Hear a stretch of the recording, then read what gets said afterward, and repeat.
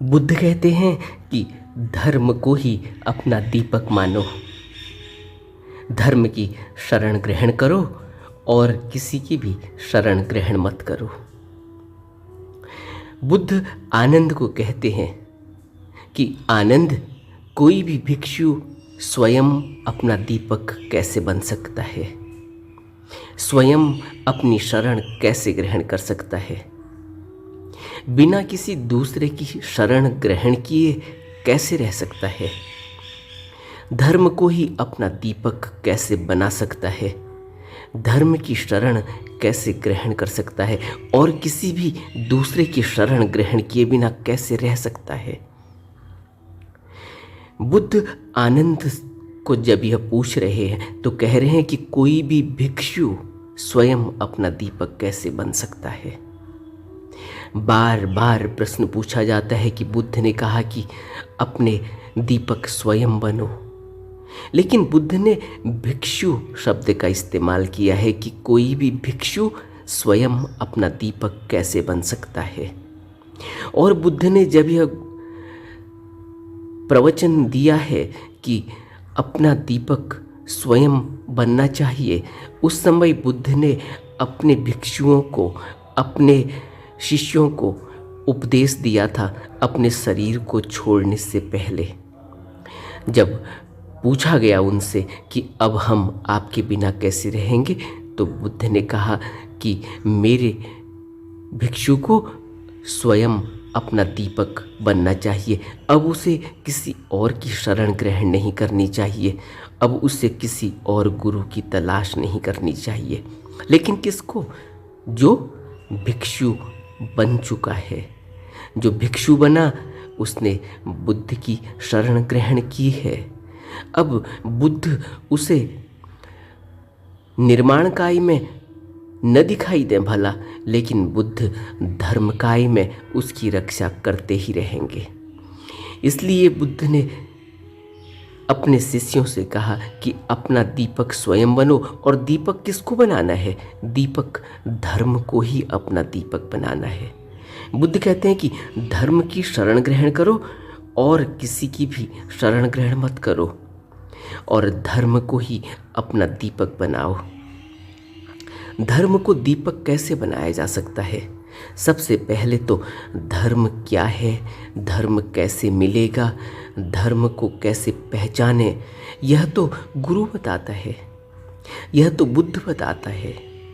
और जो बुद्ध पुरुष धर्म के बारे में शिक्षा देता है अपने भिक्षु को, जो अपने शिष्य को स्वीकार करता है, उसे धर्म की राह प्रशस्त करता है, उसे धर्म के प्रति जागरूक करता है, उसे धर्म का साक्षात्कार करवाता है, उसी धर्म को दीपक बनाना है।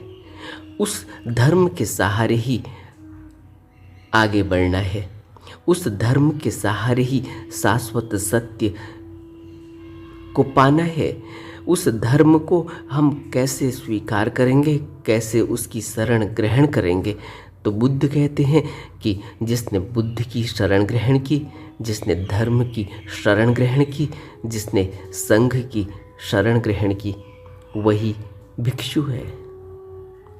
और भिक्षु को जब से भी वह धर्म की शरण लेता है, धर्म को ही अपना दीपक बना लेता है। जब से वह बुद्ध की शरण लेता है, तब से वह बुद्ध को ही अपना दीपक बना लेता है। और जब से वह संघ की शरण लेता है, तब से वह संघ को ही अपना दीपक बना लेता है। लेकिन बुद्ध का शरीर यानी निर्माणकाय और संघ यानी संघ की पूरी व्यवस्था, विनय, संघ के सम्मिलित लोग भी मिट सकते हैं। बुद्ध की निर्माण काया भी मिट सकती है, लेकिन धर्म के मिटने का कोई उपाय नहीं। क्यों? क्योंकि धर्म शाश्वत सत्य है और हमेशा ही बना रहता है। इसीलिए बुद्ध की 3 काया में से एक धर्म काय है, जिसको हम धर्म काय कहते हैं, सत्य काय कहते हैं, ब्रह्म काय कहते हैं। और एक संभोग काय है जो बुद्ध की ऊपर के लोकों में, देवलोकों में, ब्रह्म लोकों में जो काया रहती है वह संभोग काया है, जो प्रकाशमान है, जो प्रज्वलित है, जो प्रकाशमान है। और फिर उसके बाद निर्माणकाय, जिसमें हम बुद्ध को शरीर रूप में देखते हैं। इन तीनों कायों में बुद्ध कहते हैं कि धर्म को ही अपना दीपक समझो, क्योंकि धर्म के खत्म होने का कोई उपाय नहीं। बुद्ध की निर्माण काया तो बुद्ध को एक दिन छोड़नी ही होगी। इसीलिए बुद्ध कहते हैं कि अब मेरी आयु अधिक हो चली है। आनंद से अपने शरीर को छोड़ने से पहले जब आनंद दुखी हुए और आनंद ने बुद्ध से अनुरोध किया कि अभी आप कुछ दिनों हमको और सहयोग दें, हमें मार्गदर्शन करें, तब बुद्ध ने आनंद से कहा कि आनंद, अब मेरी आयु अधिक हो चली है, मेरी जीवन यात्रा समाप्त होने को है, मैं 80 वर्ष का हो चला हूँ। और जिस तरह किसी पुराने छकड़े को बूंद कर ले चलना पड़ता है, उसी प्रकार तथागत का यह शरीर अब बड़ी सावधानी से जैसे तैसे चलता है। इसलिए आनंद, अपने दीपक आप बनो, अपनी शरण आप ग्रहण करो, किसी दूसरे की शरण ग्रहण मत करो। लेकिन यह बुद्ध ने उन भिक्षुओं को, उन शिष्यों को कहा है जो धर्म के बारे में बुद्ध से ज्ञान प्राप्त कर चुके हैं। लेकिन एक साधारण आदमी जिसको अभी धर्म का कोई पता नहीं, जिसको अभी दीक्षा का कोई पता नहीं, जिसने अभी कोई बुद्ध की शरण नहीं ली, जिसने अभी कोई धर्म की शरण नहीं ली, जिसने अभी कोई संघ की शरण नहीं ली, जिसने अभी कोई प्रवज्ञा नहीं ली, जिसने अभी बुद्ध को अपना सब कुछ स्वीकार नहीं किया, वह व्यक्ति अपना दीपक कैसे खोजेगा? वह व्यक्ति धर्म की राह पर कैसे चलेगा? उसको तो धर्म का कोई पता ही नहीं, जबकि धर्म, वह शाश्वत सत्य तो उसके अंदर है। लेकिन उसे बताएगा कौन? उसे समझाएगा कौन? उसे दिखाएगा कौन? बुद्ध या कोई गुरु, पूरा गुरु, सम्यक संबुद्ध, वक्त का गुरु ही दीपक दिखाता है, धर्म का दीपक दिखाता है। इसलिए बुद्ध अपने भिक्षुओं को कहते हैं कि भिक्षु को कायानुपश्यना करनी चाहिए, शारीरिक कृत्यों के प्रति स्मृति भाव जागरूक करके उनके प्रति मैं मेरे का भाव नहीं उत्पन्न होने देना चाहिए। बुद्ध आनंद को कह रहे हैं कि आनंद, एक भिक्षु को कायानुपश्यना करनी चाहिए, क्योंकि जब आनंद ने पूछा कि अपना दीपक कैसे बना जा सकता है, कैसे धर्म को अपना दीपक माना जा सकता है, कैसे धर्म की शरण ग्रहण की जा सकती है, तब आनंद को बुद्ध कहते हैं कि एक भिक्षु को कायानुपश्यना करनी चाहिए। लेकिन भिक्षु को, एक साधारण जन कायानुपश्यना करेगा कैसे? जब तक उसने दीक्षा नहीं ली, जब तक उसने बुद्ध को या किसी गुरु को अपने आप को समर्पित नहीं किया, वह कायानुपश्यना करेगा कैसे? शारीरिक कृत्यों के प्रति स्मृति भाव और जागरूकता आएगी कैसे? और मैं मेरे का भाव उत्पन्न कैसे नहीं होगा? क्योंकि मैं और मेरे से तो यह पूरा संसार चलता है। अगर मैं और मेरे का भाव न हो तो यह संसार की फिर कोई गति नहीं होने वाली। एक आदमी मैं और मेरे के भाव से ही अपने संसार का निर्माण करता है। अगर उसका मैं और मेरे का भाव चला गया तो फिर संसार का निर्माण होगा कैसे? इसलिए बुद्ध आनंद को कहते हैं कि आनंद, अगर धर्म को अपना दीपक बनाना है तो एक भिक्षु को कायानुपश्यना करनी चाहिए। फिर बुद्ध आगे कहते हैं कि हे आनंद, एक भिक्षु को वेदनानुपश्यना करनी चाहिए। अपनी वेदनाओं के प्रति स्मृति भाव से, जागरूकता से उसके प्रति मैं और मेरे का भाव नहीं उत्पन्न होने देना चाहिए। लेकिन एक साधारण जन जो अभी संसार की तृष्णाओं के पीछे दौड़ रहा है, अपनी कामनाओं, अपनी वासनाओं को पूरा कर लेना चाहता है, उसको वेदनानुपश्यना बताएगा कौन? उसको वेदनानुपश्यना का पता कैसे चलेगा? वह उन वेदनाओं की सूक्ष्मता को समझेगा कैसे? उसके अंदर स्मृति भाव और जागरूकता आएगी कैसे? क्योंकि जो भी व्यक्ति संसार में जितनी दौड़ लगाता है, उसकी स्मृति उतनी ही क्षीण हो जाती है, उसकी जागरूकता उतनी ही बुझने लगती है।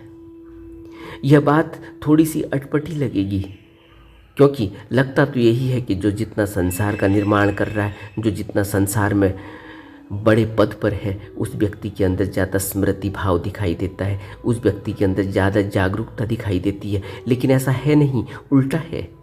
जो व्यक्ति संसार में जितनी दौड़ लगा रहा है, संसार के पदार्थों को जितना पाने की चाह जिसके अंदर है, जो पाने की कोशिश में तत्पर है, उसके अंदर स्मृति भाव नहीं होता, जागरूकता नहीं होती। यह स्मृति भाव वह नहीं है कि बुद्धि से कोई स्मृति।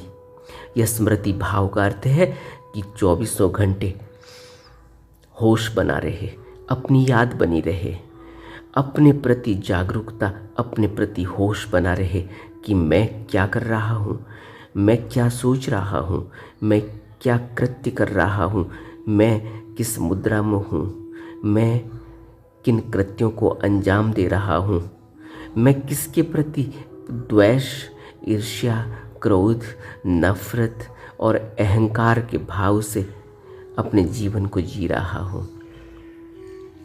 वेदनानुपश्यना एक भिक्षु तो कर सकता है, जिसको बुद्ध ने दीक्षा दी, जिसको किसी गुरु ने अपना लिया शिष्य की तरह। लेकिन एक साधारण व्यक्ति वेदनाओं को देखेगा कैसे? इसीलिए तो क्रोध बढ़ता जाता है, क्योंकि अपना क्रोध दिखाई नहीं देता। दूसरे की गलती दिखाई देती है, लेकिन दूसरे की गलती पर अपना क्रोध उस गलती से कई गुना ज़्यादा होता है और उसके परिणाम खुद को ही भुगतने होते हैं। यानी अपने ही पाँव में इंसान कुल्हाड़ी मारता है और दोष दूसरे पर डालता है कि दूसरे की वजह से हो रहा है। इसलिए बुद्ध आनंद को कहते हैं, हे एक भिक्षु को चित्तानुपश्यना करनी चाहिए। अपने चित्त के प्रति स्मृति भाव, जागरूकता से मैं मेरे का भाव नहीं उत्पन्न होने देना चाहिए। लेकिन एक भिक्षु को नहीं तो चित्तानुपश्यना होगी कैसे? अपने चित्त को कोई कहाँ देख पाता है? कितने विचार सुबह से शाम तक उठते हैं, कितनी बार उन विचारों को दोहराया जाता है और दोहराते दोहराते वह विचार, वह अकुशल कर्मों का रूप ले लेते हैं। दोहराते दोहराते वह विचार चित्त पर इस तरह हावी हो जाते हैं कि पता ही नहीं चलता कि चित्त से किस तरह के कर्म होने लगे, पता ही नहीं चलता कि चित्त से किस तरह के विचार उठने लगे, और पता ही नहीं चलता कि चित्त के अंदर से उठ रही यह भावनाएं, यह विचार मनुष्य को नरक तक पहुंचा देती हैं। इसलिए एक भिक्षु तो चित्तानुपश्यना कर सकता है, लेकिन एक साधारण आदमी करेगा कैसे? जरा विचार तो करो। इसीलिए बुद्ध आनंद को कहते हैं कि आनंद एक भिक्षु को धर्मानुपश्ययी होना चाहिए। चित्त के विषयों के प्रति स्मृति भाव और जागरूकता, उनके प्रति मैं और मेरे का भाव नहीं उत्पन्न होने देना चाहिए। लेकिन चित्त के विषयों के प्रति, जिसको चित्त के विषयों को धर्म,